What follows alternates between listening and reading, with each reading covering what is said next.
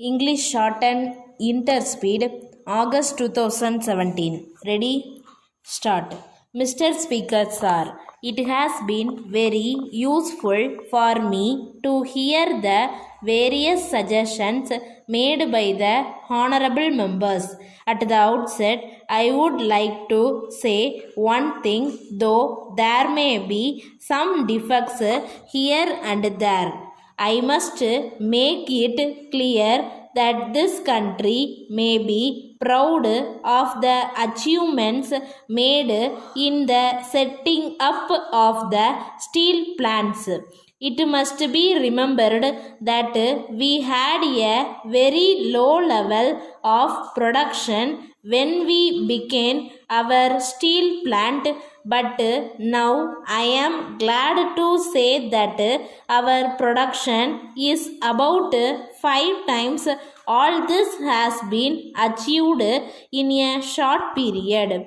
We must bear in mind that if we have to set up such huge plants, it requires a lot of experience which we did not have. But it would not have been right on our part to give up the effort because we had some difficulties. I am glad that this country took the risk of starting these big projects, and I am proud to say that today there is so much of activity and also economic growth. At the same time, I may assure the House that I will always insist on sector projects and doing our best so that we may place before the world what a country like ours can do in these things. Now I will deal with the criticisms made in regard to the raw materials.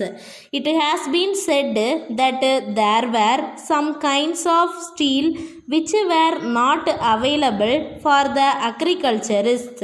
I agree with that criticism. I think it should be our effort to meet the needs of agriculturists. It is sad that we have not been able to meet the requirements of agriculturists in this regard. There is no doubt that it is our duty to meet them as much as possible. At the same time, I would also appeal to our people that if we can now avoid the use of steel for purposes other than agriculture, it would be better. We can meet the situation of shortage like this if we have the cooperation of the people to put up with some difficulty so that the entire country may benefit. Now, I would like to say a few words about our policy in regard to distribution of steel. It has been our policy so far to make allocation of steel to the state directorates, who in turn distribute such things to the agriculturists and others. So far as I am concerned, I have been trying to increase their allocation in the matter of allocation of steel for small industries as well as for agriculture. We should have another look at it. If we can make further increase, it should be made. As a matter of fact, today the position of steel is easier, and I may assure the House that as soon as possible we shall meet these demands as something of great importance for purposes of economic development. Letter from the Standard Ribbon Works Mumbai, 2 measures, Shock and Company, Ahmedabad. Dear Sars, in future you need not throw away your own out typewriter ribbons. We can re-ink them as early as you can refill your fountain pens.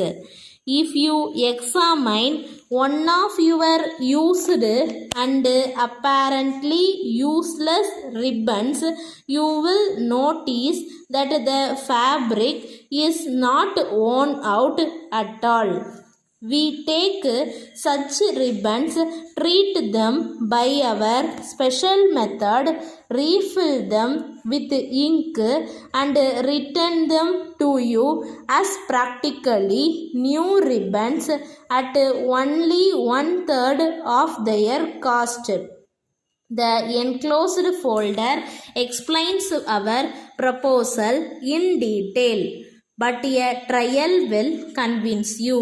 You would not think of throwing away your fountain pen simple because the ink is exhausted. Better pack your old ribbons now and send them to us for re-inking. The sooner you act, the more you will save. We have informed many of our customers, and some of them, after a trial, have placed orders with us. We have started work on these orders and we hope to receive some more orders in the near future. We hope you will act immediately and benefit by this new method of renewing ribbons. Yours faithfully. Stop.